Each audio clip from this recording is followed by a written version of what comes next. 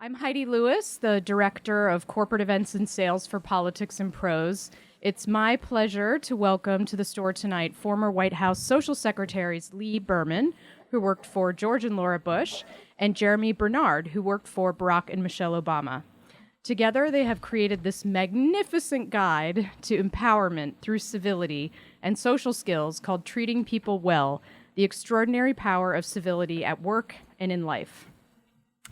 My role at the store is to reach out to businesses and organizations who could benefit from an author talk within their ranks, encouraging offices that have large staff and reason to gather for important topical and skill-building talks to invite an author or maybe two in for a book talk.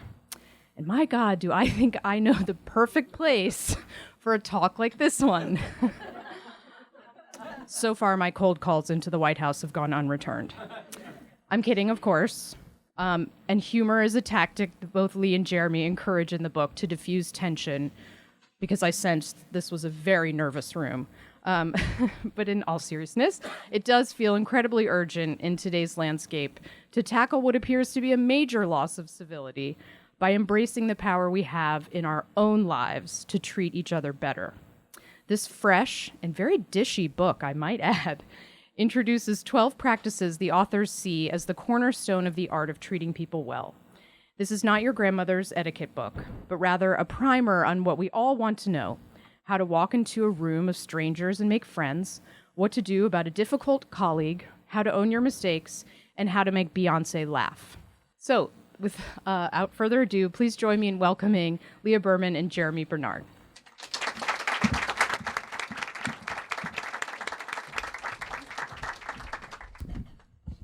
Good evening. How's it? It's like being on the Donahue show. Yeah. Anyone remember that? Well, tonight you're about to see something amazing, something like an ancient relic from the past, something like a miracle from above. You see, I'm a Republican, though I hope that's not the relic part. And I'm a Democrat. And the amazing thing is that you're going to see something that these days you don't see a lot of. Democrat? Republican.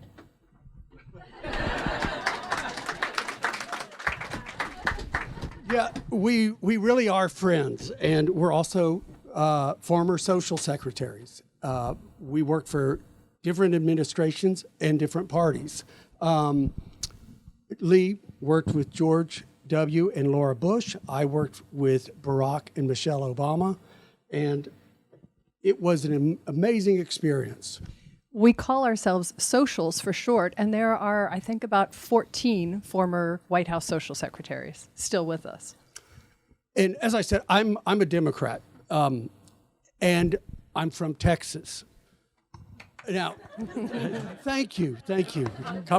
Yes, I was going to say, there's a saying about Texas, and that's not true about the Democratic Party in Texas. It's not bigger, but... Democrats always have the better entertainers, and it's kind of hard to be a Republican social secretary in the White House because we just don't have very many people that we can reach out to and ask. We have Lee Greenwood, we have Wayne Newton, we have Kid Rock. Yeah, we have Beyoncé, so Beyoncé, game's over. Yeah, fair enough. Our job as social secretaries was to find a way to make things work every day at every event. And there are hundreds of events at the White House every year, multiple events in the course of a day. And people don't always behave. I was trying to think of a more diplomatic way to say that, but that's what I have to say. They often steal things. They take the ornaments off the tree. They take all of the towels out of the bathrooms, not just one. I'm going to admit I did that when I was a guest before I worked there. So that one, I understand. And they do take the little gold place card holders off the dinner tables, and that was always an awkward conversation. Excuse me, sir, I think you accidentally put that gold Eagle place card holder in your pocket, and the butlers will be very happy to take care of that for you. And then don't forget the holiday parties. Now, most of the guests behaved really well, but there were a few that had some issues. And the White House is known for having a really great eggnog recipe they've had for years. And it's really good and it's really strong. Now, there was also a non-alcoholic eggnog, but the alcoholic eggnog was really popular. And it's so good you'd have it and you'd be like, oh, that's great. I'm going to have another, and then have another. And inevitably, every year, there was someone that they suddenly started to feel it and they didn't want to vomit on their friends. They didn't want to vomit on friends. So their natural reaction was to go to the Christmas trees and vomit in the Christmas trees. So we always felt that, we always would point out which tree we thought was going to be the most vomit tree. There's also a lot about being a social secretary that reminded me of being a mom. You find yourself when you're a mother verbalizing things you think you'd never have to say. And I remember when my daughter was a toddler and we were working on her potty training, she came out of the bathroom with her wet underpants in her hand and said, I had an accident, and then sneezed into her wet underpants. And I heard myself saying, we never sneeze into the wet underpants. And so flash forward to the White House, and you hear yourself saying things like, I'm so sorry, sir. I'm sure you have a wonderful high-powered rifle, but you cannot bring that onto the complex. And I'm pretty sure you cannot bring that into the District of Columbia. Or, no, ma'am, we do not show the Bush's bathroom as part of the White House tour. Despite that, or maybe because of it, we decided to have the title Treating People Well, because this is really the book we wish we had. Not just before this job, earlier. It's really lessons we learned on the job, in school, with our family, and as social secretaries.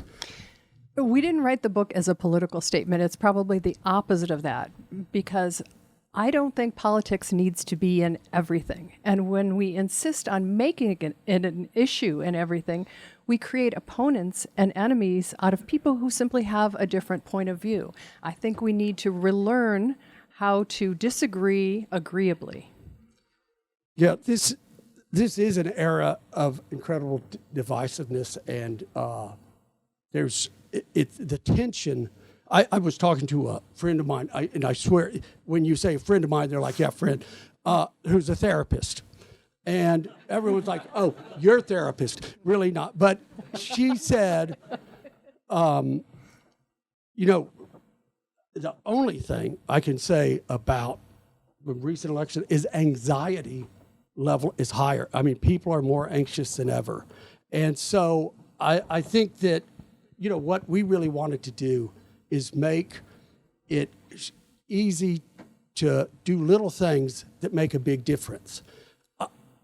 Just opening the door for someone. The other day, I was at a hotel in New York, and it was late, and I saw the elevator, got it, and the door was starting to close, and I knew someone was walking around the corner. And, you get that temptation to hit the close button, and I was like, what's it about? I held the door open, and it doesn't need to be complicated or tough. Little steps make a big difference. We found that people who come to the White House often are intimidated, they're insecure, they're excited, and it's sometimes a volatile atmosphere because they are very excited, and that makes people sometimes act out. And I see someone shaking their head.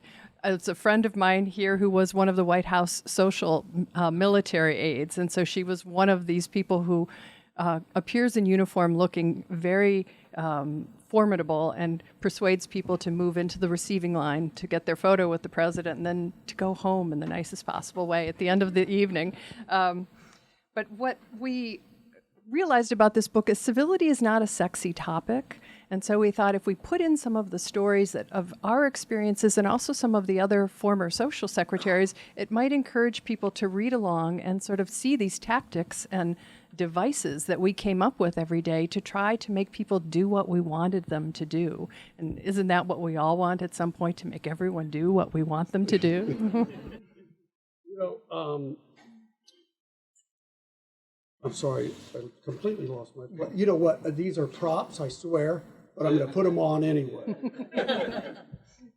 You know, one of the questions that was asked most is, how did you guys decide to do this? What, you know, how did you come up with the idea? And what it actually was every the outgoing social secretary always hosts a lunch of former socials at to introduce them to all the formers, to get advice, to feel comfort level.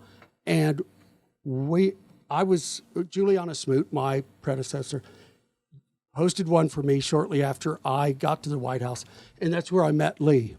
And from then on, our friendship developed and got stronger and stronger. Now, this is a small group, and the only people that are allowed at these lunches are former socials. We're no guests, no spouses. It is just, it's a great sorority, and me.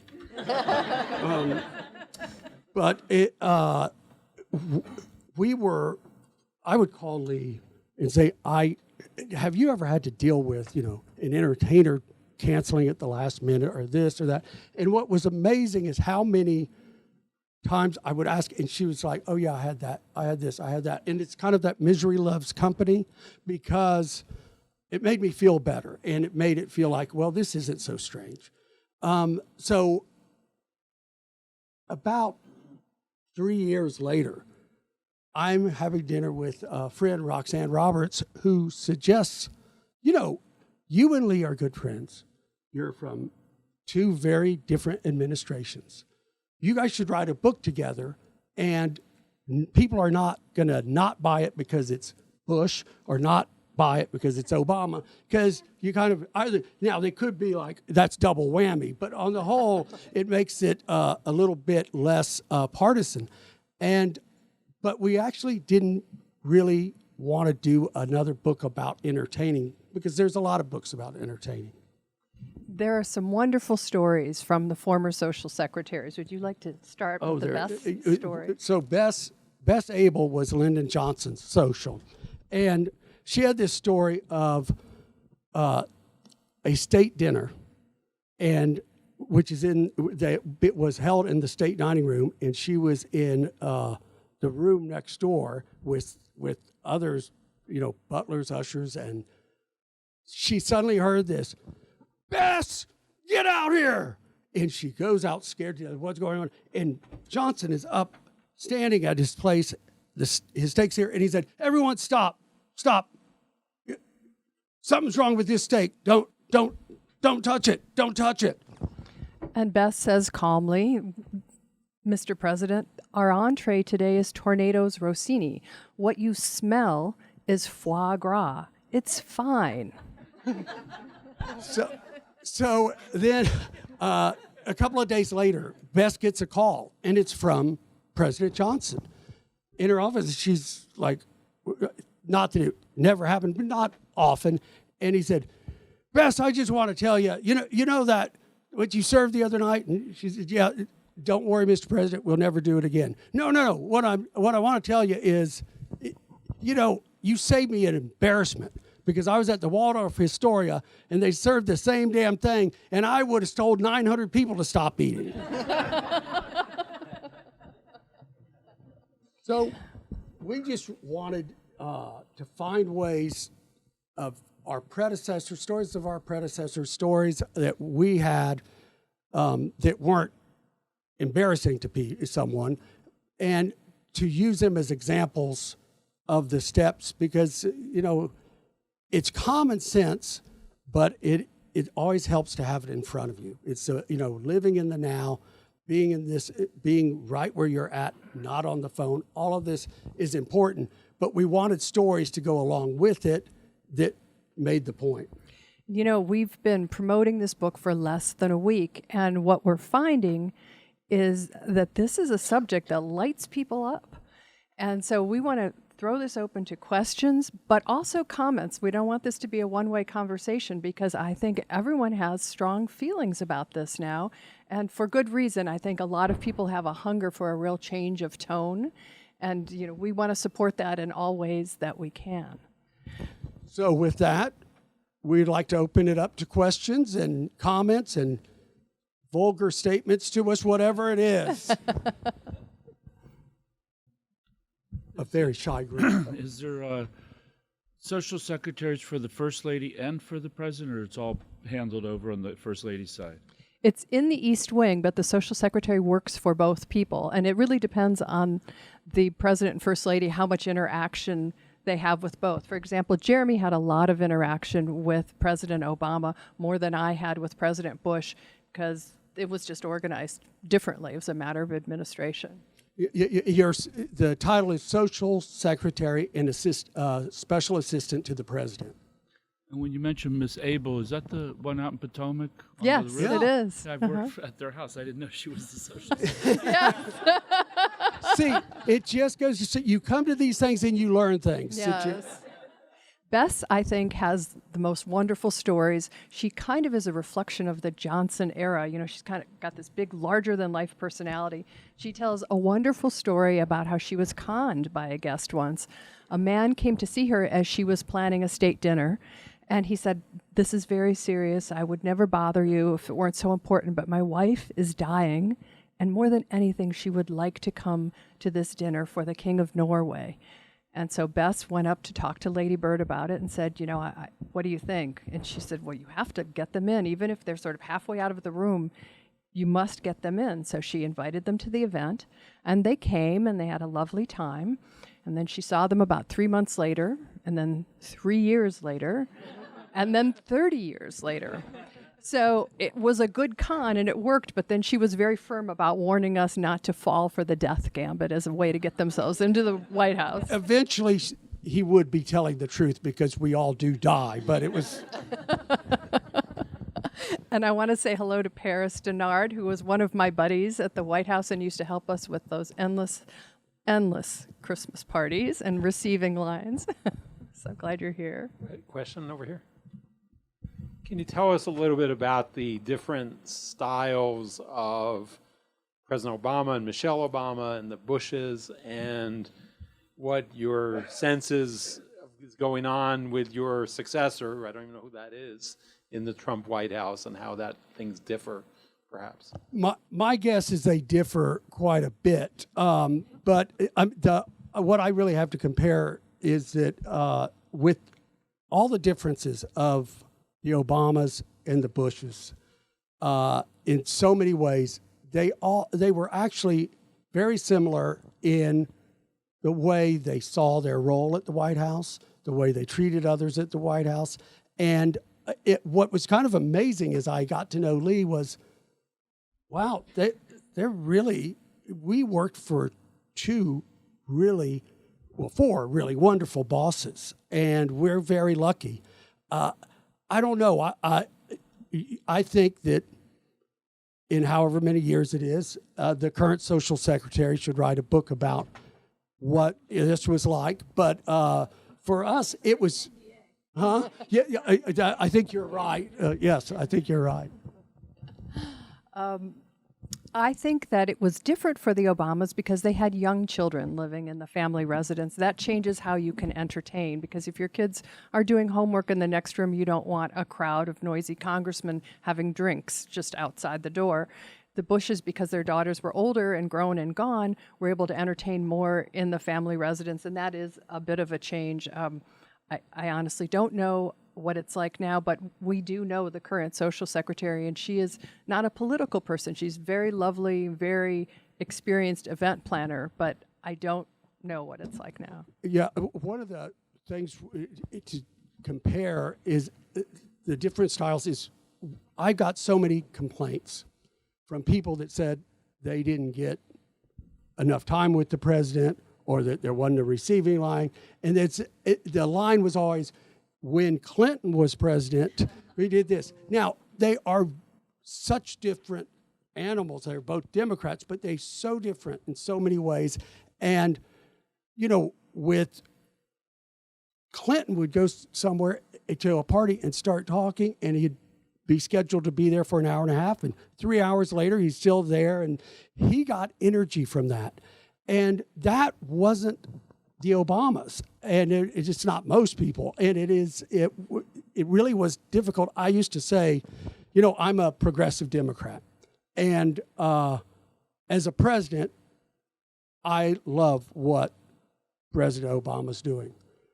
But as a social secretary, he's a nightmare. And I hope that would make it a little softer, because more than likely, they weren't going to get the time they were expecting. People used to come to the Bush White House and say, it used to be better when the Clintons were here. And at one point, we were having a real problem with the receiving lines because they were so long and people were spending too much time in the line. And they were snaking all over the floor. You couldn't even get around the party. And Mrs. Bush said, can you find out another way to do this? So I called someone from the Clinton administration and said, how did you all do this? And he told me exactly what to do. We changed it and we followed the Clinton plan for the rest of the time I was there, and it cut the lines down to, a 10-minute wait instead of 45 minutes. We moved the receiving line to the ground floor to the diplomatic reception room. We gave people tickets as they came in one of 3 colors, and then the social aides would go around and say, if you have a blue ticket, may I ask you to proceed to the receiving line, so people weren't waiting in the line. And you have to understand, the thing everyone wants when they come there more than anything is their photo with the president. And once people would get in the line, they just wouldn't get out till they had their photo. And so this was a way for people to know that they could get there. They'd go through. We would have one military aide sort of gently pushing and another military aide gently pulling people off if they stood and talked too long to the president and first lady. And we were timing them because, it was not unusual if a day that at Christmas time that there were 2 Christmas parties, they would be shaking hands with 1,500 people. So you had to really move it along. Yeah, it really was. After the receptions that had a photo line, I would always tell the president how much quicker we did it than was on the schedule. And he kind of blamed me, kind of like what happens with airlines. They put enough buffer in that they can always say they landed on time. But I would do a dance after each of those photo lines, and he loved it. He just loved it. And he danced one time, and he told the photographer, don't release that until I'm out of office. But then for my going away party, with Obama's had, after the president's remarks, he turned and goes, so now we're going to do the Jeremy dance one last time. And the 2 of us started dancing. Pete Sosa took a great photo of it. And for 2015, it was one of the top photos of the year. And so it was really great fun. Paris? Well, it is a pleasure to see you. And I did work with Lee for several years in the Bush White House. And I told everybody there, and I've told the current Social Secretary, Ricky, that Lee, and no offense to you, Jeremy, but Lee was and is the best. There's no one. This is where you're going to see uncivil. Right. But Lee was, and she still is the best. And the comment I will just say, I was just at the White House for the Christmas party, and people there were saying, because there's been a drought for 8 years, we were kind of not invited to the Obama Christmas parties and such. And so the Republicans were thirsty to get back in. So we got there. They were like, this is not like the Bush ones. Like this. And so they're still doing the comparisons because you did it so well. But my question is, can you both share the importance of entertaining, the importance of the social events to help in DC bring people together and world leaders, and because a lot of people just think that they're just these parties and it's a waste of money, but I think you two could give us some insights on really the value that both the president and the first lady can get out of entertaining in general. Well, the personal smooths the professional. And, we've been talking all about the White House, but really the book is about everyday people and difficult, awkward situations. And so when a president invites someone, a head of state, to come for a state visit, the whole point is to get to know them on a one-to-one level so that they can begin to trust each other and work together in a way that's progressive, that moves their interests forward. In the same way that, if you have a not great relationship with your boss and you feel like you really can't break through to him and it's not quite right, working to change that and find a better way to communicate is worth doing. And it's one of the things that we write about in the book of how to go about making that kind of change, because it allows you to have better relationships with people. They respond in kind, which is so important. And then you find yourself not only having better relationships with folks and being treated better, but you find that you feel differently about yourself. You have a greater sense of self-confidence. You're comfortable with yourself. It just makes life so much less stressful and easier. And so it's actually quite self-interested to treat people well. I think that, whether you're a congressman, a senator, or a king, or a prime minister, whatever, they're still human, most of them, and they want to be they want to be acknowledged. They want attention. They want to be included. And so, one of the importance is for like a state visit. From the outside, it looks like, why do they do these big parties for, another head of state? What does that accomplish?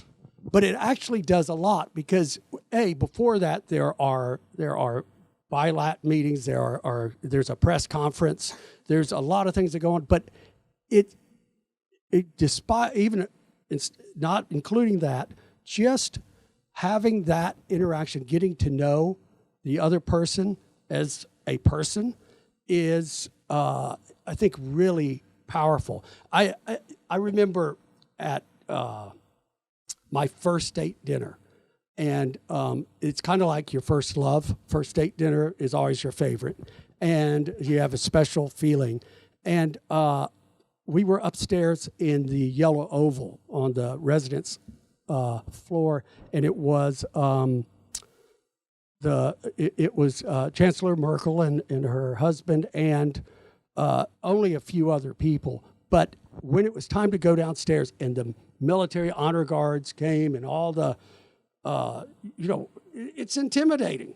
And I think it was always great because Obama would say this but I remember it most with Merkel, but he did all the time. He'd be like, hey, look, it looks really fancy and complicated. Just follow me. It's going to be easy. When we get down to the bottom of the stairs, we'll just stand there. They'll take pictures, and then we go in. It's really easy. And it was a way of making them feel comfortable. And for me, it was like, wow, even, Margaret Thatcher has times of not uncertainty, and you need that confidence.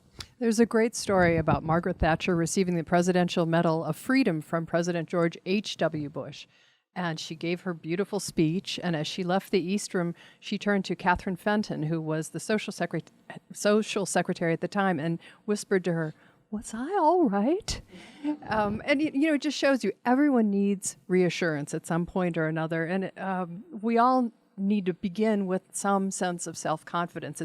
It's the first thing we write about in the book, and how important it is to have by being positive, having a good outlook and an upbeat approach with everything that you try to do, and then being very well prepared. When I first went to work as social secretary, I felt so out of my depth, and it was like some kind of tragic joke that I was doing this because I had been a horribly shy child. I grew up on a farm. I really didn't meet a kid until I went to school.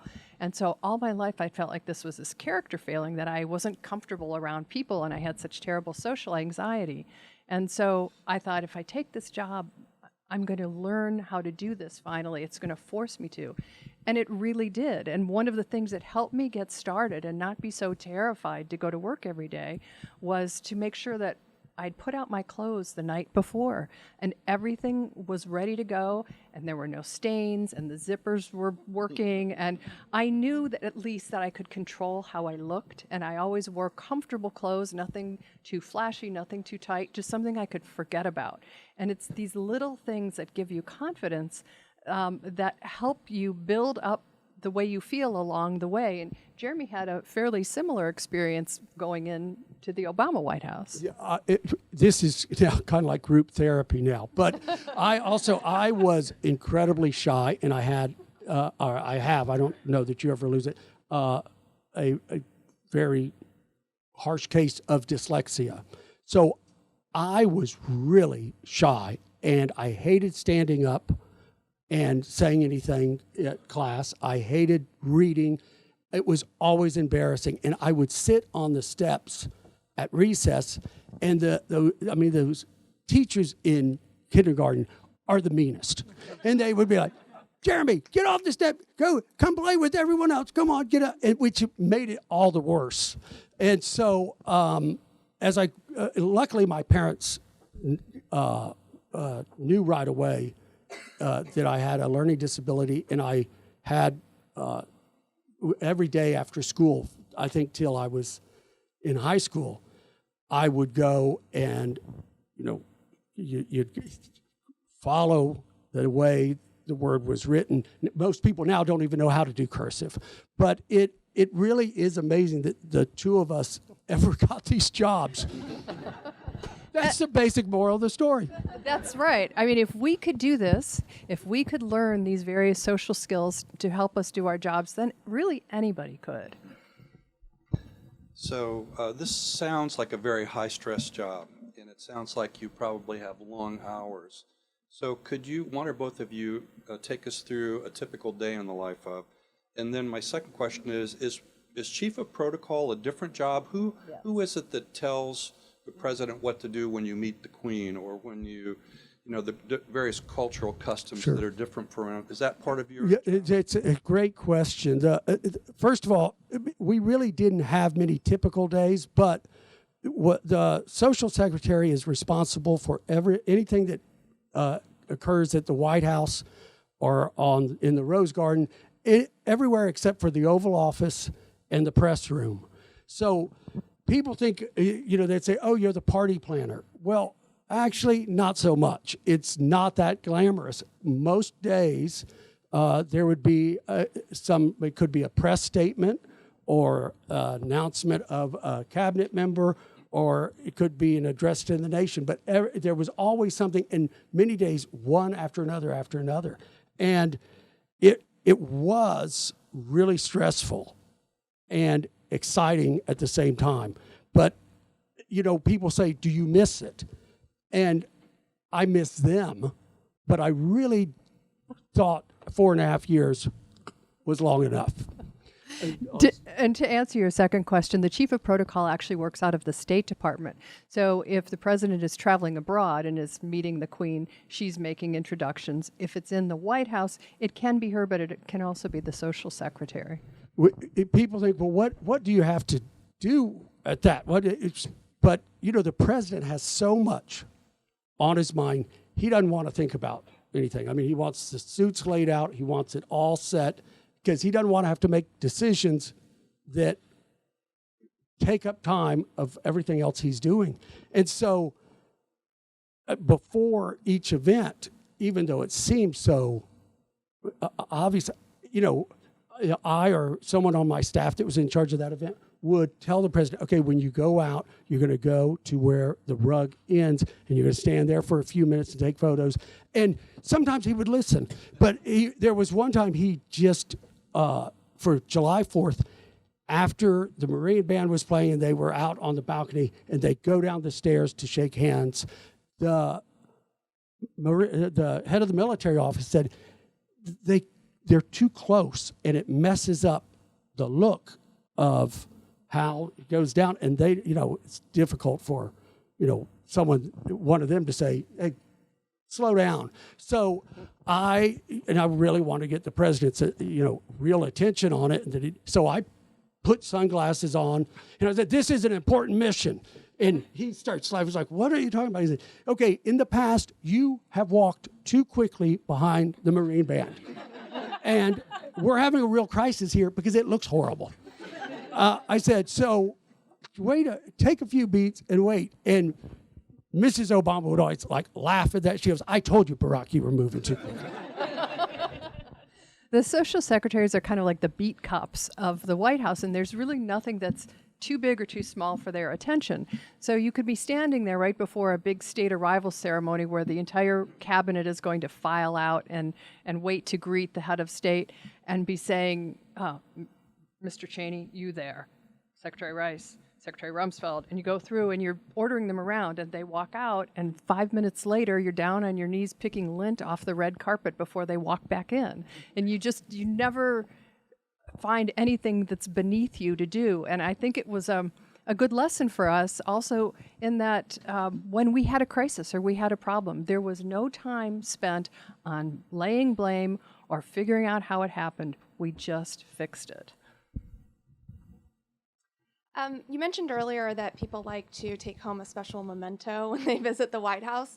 Was there anything particularly memorable that you all took from the time that you worked there? I would tell you, but You stole something. Just maybe. I was going to say, I would tell you that, but I think the National Archives may come after me. So, it is a good question, and we don't want to sound too harsh about people that take like napkins, because for most people it's a really special deal to go to the White House, and they want something to remember it by. We worked with great people in the calligraphy office, and every event that I did, they kept the invitation. If there was a menu, and there would be usually 380 events in a year. And so when I left after 4 years, I had 4 huge binders and I want to find a way to really put some up because some were really beautiful, but it really is a great memento to me because it reminds me when you're in it doing it and you have one and then you have another, it's sometimes hard to appreciate the moment. And I have those too, but they're not even in binders. They're just a mess everywhere. Someday. In the true spirit of civility, I wanted to follow my friend. We came together. She's a Republican and I'm a Democrat. So we appreciate the hug. Did you guys hug? Be done. We did. And I just wanted to thank you. I've been thinking a lot about civility lately. I just experienced loss in my family. And thank you. For me, actually, the thing that's made me feel better and has been empowering is putting back into the world all the goodwill that I received. Sorry. And I just wanted to thank you for starting this conversation and making it feel very real to people, because I think that we all forget that, as I did. And so for me, it's very empowering to be polite and be civil, and I sort of forgot that. And I think it's wonderful for all people who are also probably experiencing the same thing to have this conversation and to really think about it and make it a daily thing and make it fun and make it interesting and not just make it sound like dull etiquette. So thank you. Well, and, thank you. best of Thank luck on your you. tour. What you say is so important, and it's really what we're trying to get across here. It's how you feel when people reach out like that, you know.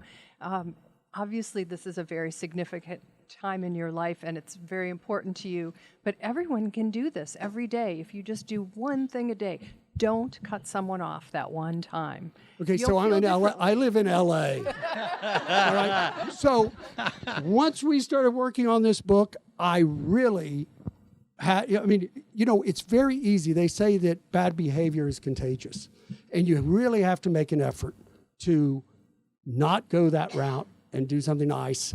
And I can't tell you how many times since we started writing this book, which I'm going to tell you something. We've been working on this book for this should look like War and Peace. I don't know why it's so small. You know, it's I forgot completely where I was at after War and Peace. Now my mind is at but anyway, it's important because I then thought, okay, so someone's in 2 lanes and it's going to take another 3 seconds or, you know, minute. Do you really have to honk? And I mean, now if someone's texting and they're coming toward you, you honk. But I really think about, you know, live what you write or say, and you really have to think sometimes and be aware of it, because it's easy to fall into the trap of, you know, everyone in a freeway in LA, everyone's angry on the streets of LA. And so it's really tough sometimes to control it, but it really makes you feel so much better when you do. One other thing that we learned, because our first directive was not to do anything to embarrass the president or first lady. So when people behaved badly, we didn't respond in kind. We held our tongue, we took a step back, and we waited because we didn't want it to become something that became a news story. And that really helped us as individuals, I think. And now when I encounter someone who's behaving horribly, I don't automatically give it back to them.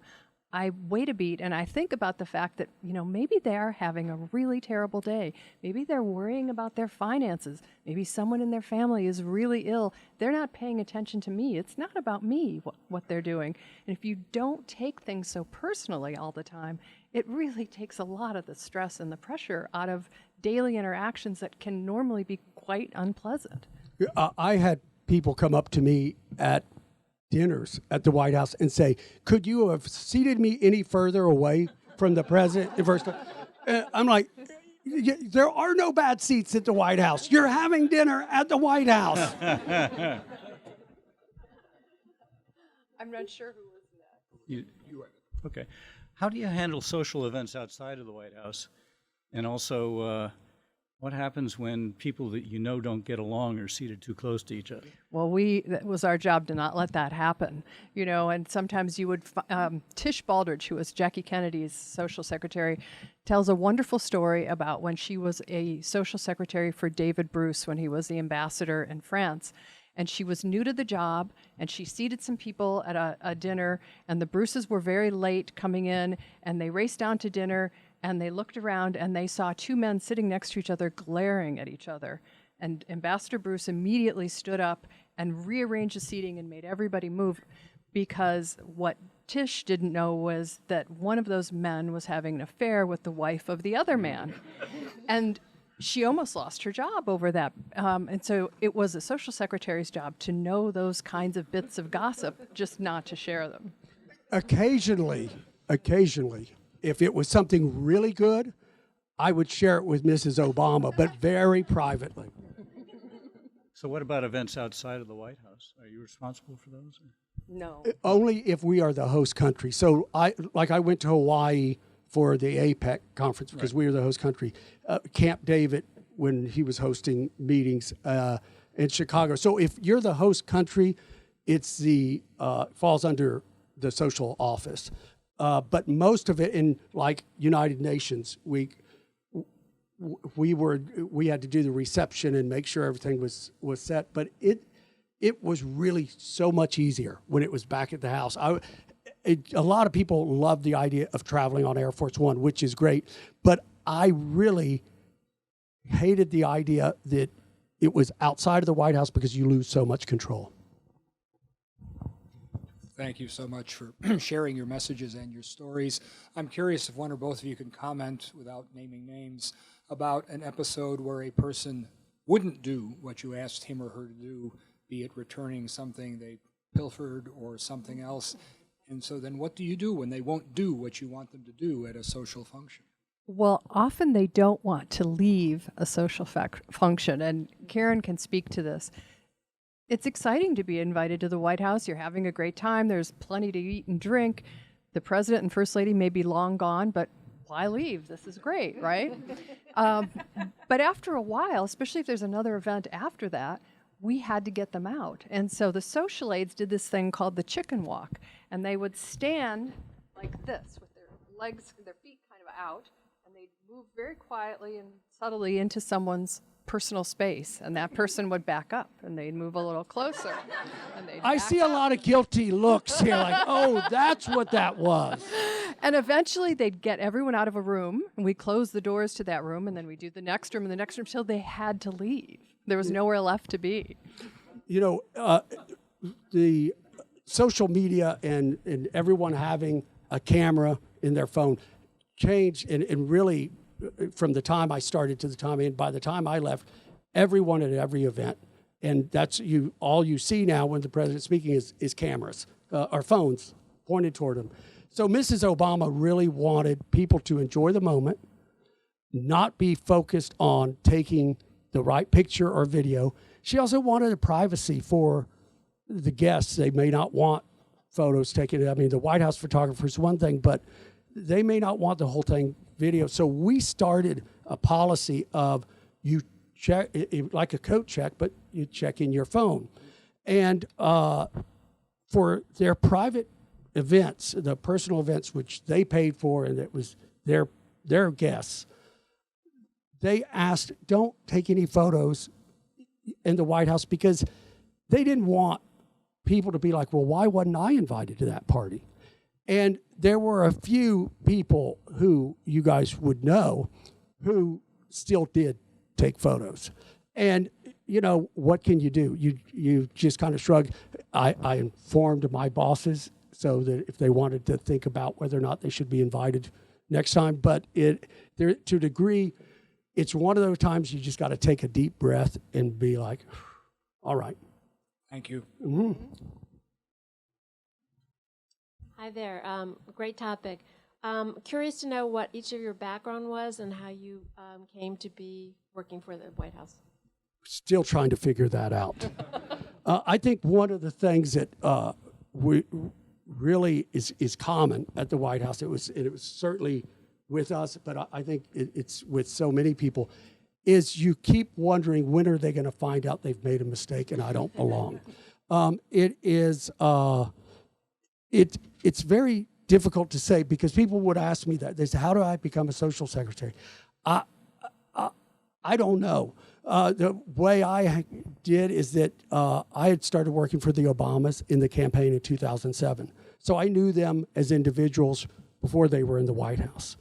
I then, when the administration started, I then started working at the National Endowment of the Humanities, which Carol Watson was my boss there. And next to the Obamas, the best boss of all time. And then I went to Paris to work for the ambassador in France. It's a great job. But I wasn't there that long before I got an email from the First Lady's Chief of Staff saying, would you consider throwing your hat in the ring for this job? And I was like, yeah, but I'm not the right person. And when I met with Mrs. Obama, I met with all the people in the West Wing first, and then I went over and I met with Mrs. Obama. The first thing I said was, I got to be honest with you, I really don't do flowers, and I don't know China. And I just said, China patterns have never been my strong suit. I said, I'm not certain I'm the right person for this. And she was like, no, you'll have people that do that. You'll have, I need someone with political sense, and political not in Democrat, Republican, but political sense about getting as many people that have not experienced the White House into the White House and how people should feel when they walk in the White House. Because, you have to give a lot of information. You got to give your birth date, which no one likes to do that. That's always funny because sometimes they'll give the wrong date because the husband doesn't know. But you have to give your birth date, you have to give your social security number, and then you have to go through the metal detector, and you go through all this to get into the house. It's really important to make them feel welcome because it wasn't easy getting there. I was an event planner and a fundraiser at the Center for Strategic and International Studies for 5 years. And then I was a full-time mom for 10 years. And a friend called me and said, Lynn Cheney is looking for a social secretary. That's a part-time job. You should go do that because it's right around the corner from your kids' school and you can just pick them up every day. Well, of course that was not a part-time job. It was way more than that. And that was how I started working for the Cheney'S and then as Lynn Cheney's chief of staff. And then I really thought I was done, and Mrs. Bush invited me to come back and talk with her about being social secretary. And I remember foolishly thinking, well, we're just going to talk. This isn't going to happen. And I walked into the family residence, which I don't think I'd ever been in before, and everything is very warm and welcoming and beautiful, and there's this enormous fan light like you see in Veep and House of Cards. And she was sitting there, and there was a huge bowl of roses on the table, and I thought, wow, you could just ask me to clean the bathrooms, and I would do it. Thank you. All right, so before my question, one comment, just to go back to the Jeremy dance after the Christmas party. I can say, having been lucky enough to witness President Obama do this dance with you at your goodbye party, I will say he did break his promise for transparency and ask everyone to not video it because he did not want to see it on YouTube. But it was worth it. That's all I can say. It was definitely a good dance. And of course, people videoed it. You know, it was. I know. I turned mine off. I was so compliant. But the question is, speaking to what you mentioned, because I do think this was a theme, at least through the last 8 years, that the President, Mrs. Obama, wanted people to feel welcome in the White House. How do you make, and to both of you, how do you make people feel welcome at the same time being aware of the sort of distance and reverence with which they should sort of hold the experience? Because you don't want them to feel so welcome that they stay overnight. Exactly. You know, and that can apply outside the White House to any sort of situation in life. Of course, I think that it's really most people, it is so exciting to be there, and especially if it's something like a holiday party. And I would say to my staff, when we had 2 or 3 of these a day and they were exhausting, I said, remember that everyone that comes in that door, it may be our 3rd event, it may be our 5th event, but for them, this is their time in the White House, and it's really special, and we got to make them feel really welcomed. Now, we had the military aides. I think I asked that there be more military aides welcoming people from the moment they got in the gate, because, who doesn't like to be welcomed by someone in uniform? But I think it was just really important to make people feel comfortable. And the truth is, there weren't many instances that people overstepped that line. It's just those are the best stories, and those are the ones you remember the most. That's right. I think that people are often so excited when they're there that you only need to do the smallest thing, like say, gosh, that is a beautiful dress you have on, or you look wonderful. And it puts them at ease. It just the same way you could do that at your office or at a family party or something.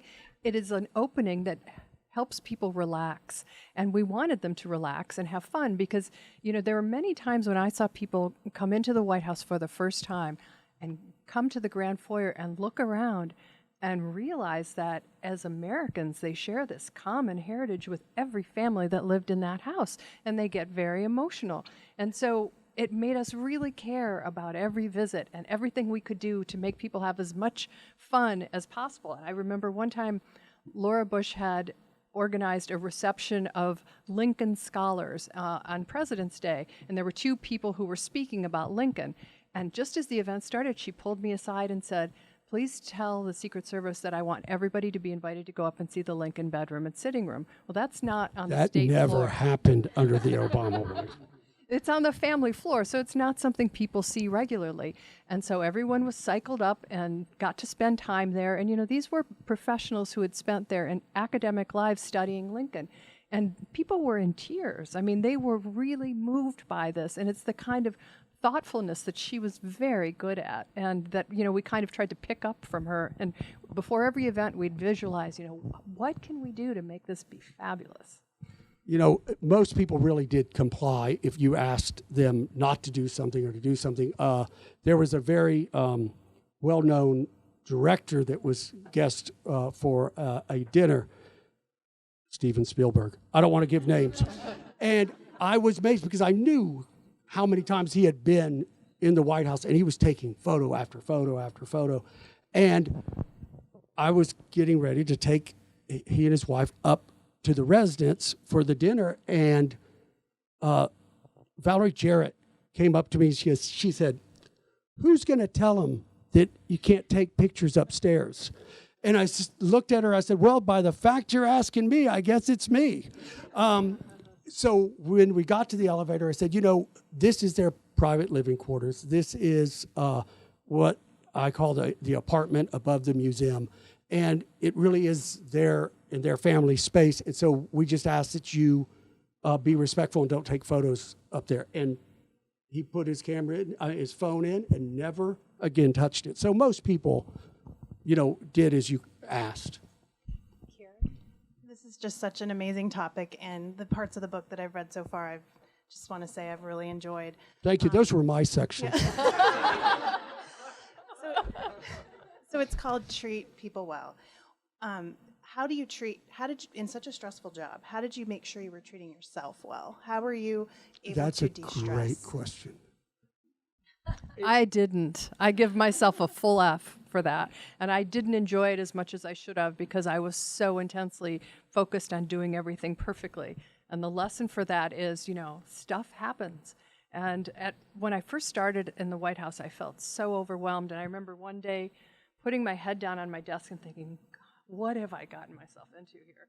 And the phone rang, and it was Ann Stock, who was one of Bill Clinton's social secretaries. And she said, I want you to meet the girls. We're going to take you to lunch. We're going to talk about this. We're going to have fun. And so she hosted a lunch, and people like Tish Baldridge were telling me about these horrific experiences they'd had as social secretaries and survived and thrived. And it gave me this tremendous sense of perspective, and it helped me to be better at my job overall, but I never really got it together until after I left. It was difficult. I'm lucky enough, some of them are here. I have great friends in D.C., and they provided a great escape, whether it would be a dinner or going to a movie or whatever it was. That was my escape, and I also had a great deal of trust in them. I obviously didn't tell any state secrets, I think, but I that was important, and that was a good outlet. But you said it in a way that made me realize, not so much. Thank you. You've talked a lot about the White House, but tell us a little bit about sort of tips from the book for sort of, social situations or in a room with people you don't know, for all of the rest of us when we're not particularly at the White House. With some tips in the book. This is a question people ask us all the time. What do you do when you have to go to a work party or any party and you walk in and you don't know a soul? And there are specific things you can do that we explain in the book. You walk in, you look around at the various groups of people who are chatting. If you see a group in a very intense conversation, you leave them alone because you will be interrupting them. You go to people who are chatting loosely and look kind of open. You walk over, stick out your hand, say, hi, my name is, and you make some reference to the reason you're there, like, how do you know Tom? Or isn't this a fabulous house? Any opener. It doesn't have to be anything clever. And people will make eye contact, hopefully, and respond, and you can ease into a conversation. Now, sometimes people do not understand how to respond, and people just don't know. They're socially inept in that way, and they might ignore you. If that's the case, don't take it personally. It's them, not you, and move on to another group. I also think that it can be awkward sometimes when you're speaking with someone and you realize you've run out of anything to say, but you don't know how to withdraw politely. It's perfectly fine to say, it's been so nice talking with you. I hope I see you again sometime, and escape. So there are lots more things like that in the book. There are always ways to get yourself through a party in a way that you can actually have fun even when you don't know anyone. So you guys now know that if you're at something with Lee and she goes, oh, I hope we get a chance to talk more.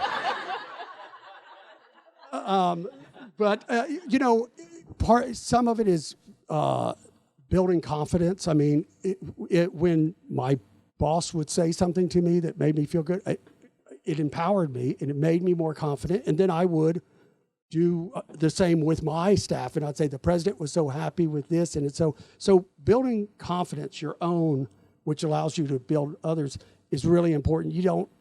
It just can't get to be an egomaniac. I mean, there's confidence that is, relative.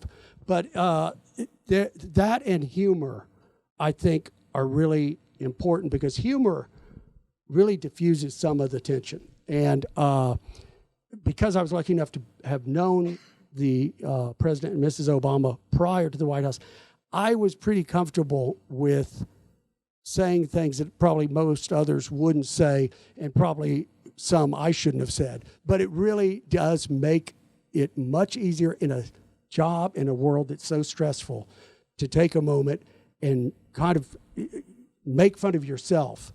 And it makes it less tense. Thank you all so much for coming tonight. And thank you to you, Lee and Jeremy. Thank you so much. You.